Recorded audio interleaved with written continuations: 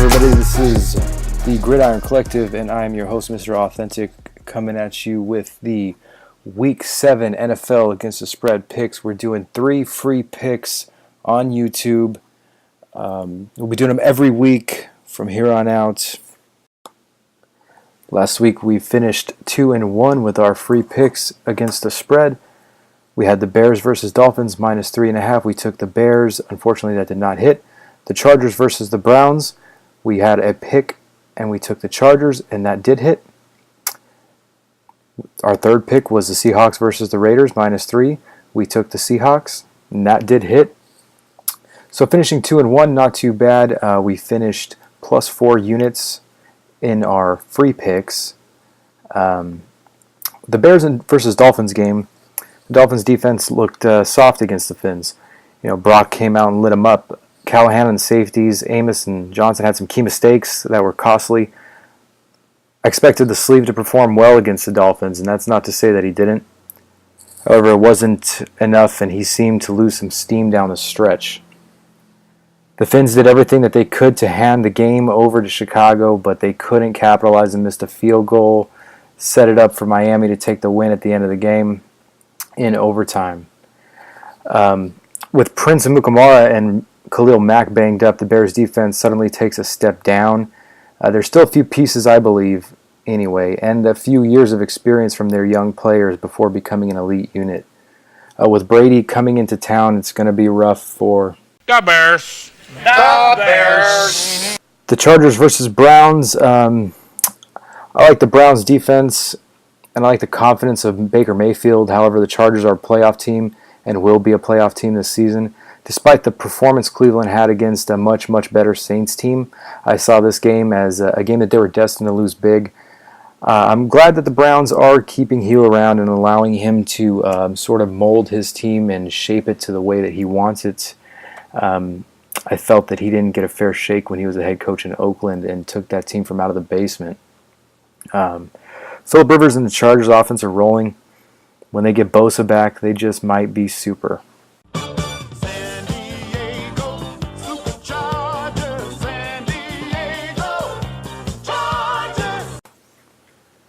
The Seahawks versus Raiders.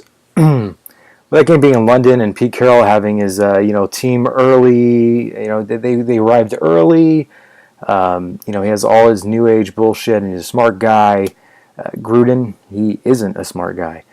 He's lost his team. They don't care. He doesn't care. No one cares.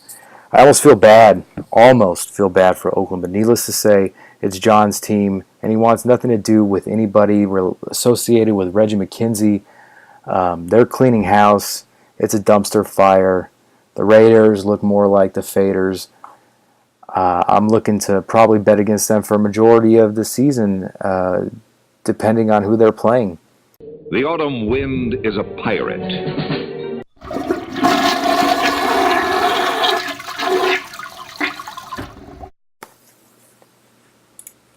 For all of our Week 6 plays, we finished with a record of 14-5, 79% win rate, and plus 31 units. Not too bad for a week's worth of work.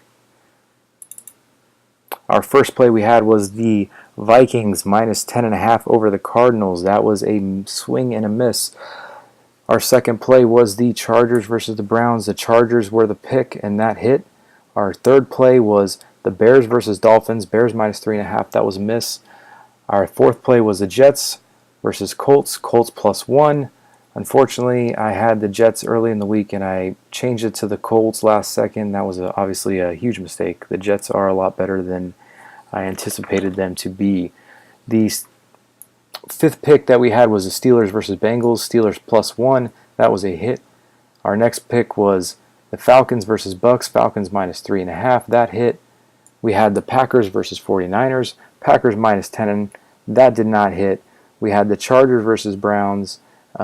We gave out a prop for that game. Phillip Rivers throwing 1.5 plus passing touchdowns, and that did hit. The Bears versus Dolphins, we also had the total on that game over 42, and that hit. The Bills versus Texans, we had the total under 40.5. That hit. The Packers versus 49ers, total over 46.5. That hit. The Eagles versus Giants for Thursday night. We had a lot of Thursday night action. The Eagles minus 1.5 hit. The Eagles versus Giants, we also had the over 46, and that hit. Wentz threw for 2+ passing touchdowns. That hit. Saquon Barkley had 1+ rushing touchdown. That hit. We also had the Seahawks versus Raiders. We had the Seahawks -3. That hit. Chargers versus Browns. We had the total over 47. That was also a hit. The Panthers versus Redskins. We had a prop play giving Christian McCaffrey 1+ rushing touchdowns. That was a miss. The Bears versus Dolphins. We had the Bears team total over 24 for our last play, and that was a hit. All in all, not a bad week.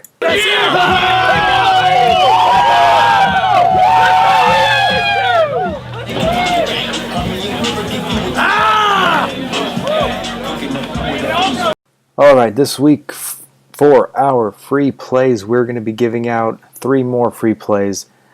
First up, we're going to have the Tennessee Titans versus the Los Angeles Chargers, both teams traveling to Wembley Stadium. The Chargers own the Titans. I don't care if it's here or in London or wherever. Chargers own the Titans. Titans are 0-4-1 against the spread when playing Los Angeles, and 1-10 straight up. Pretty clear to me that when Tennessee plays the Chargers, it spells disaster for them. I expect Phillip Rivers to have a decent game, but I more importantly expect Melvin Gordon to have an even better game. The Titans are 26th against the run. They can't stop anyone. And while their defense has improved, they're historically a run-oriented offense. Without that run-oriented offense, the defense can't thrive. I expect nothing short of a Chargers blowout. Give me the Los Angeles Chargers -7. Here's a nervous 3rd and 7 from their own 28, leading 43-35, 2:37 to go. 2 tight ends, handoff to Gordon. Trying to get up the middle, powers his way. He's free! 45-50, 45-40, 35-30.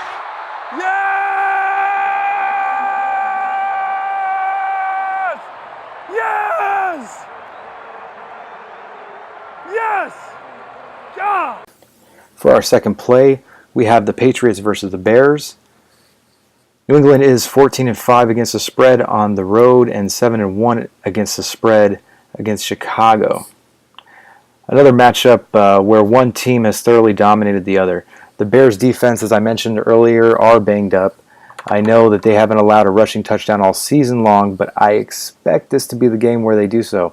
Sony Michel should get in the end zone for New England.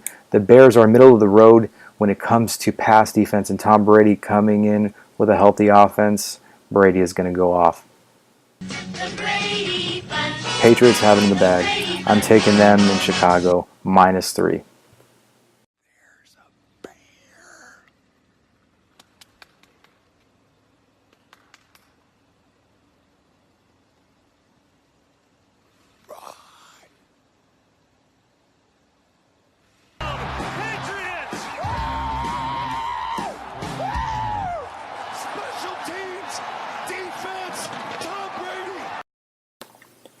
For our third play, we have the Panthers going to Philadelphia to take on the Eagles. The Eagles are amazing at home, and the Panthers are garbage on the road.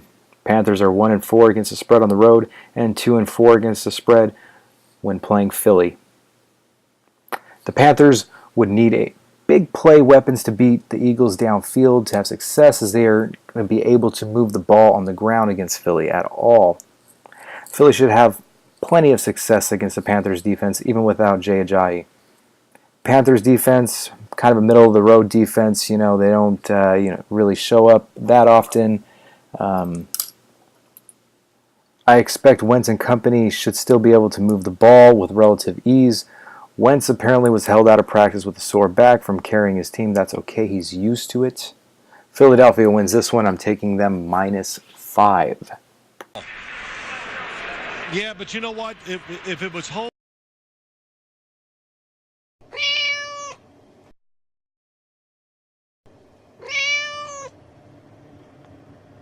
Well, that'll do it for this week, Week 7 of the NFL.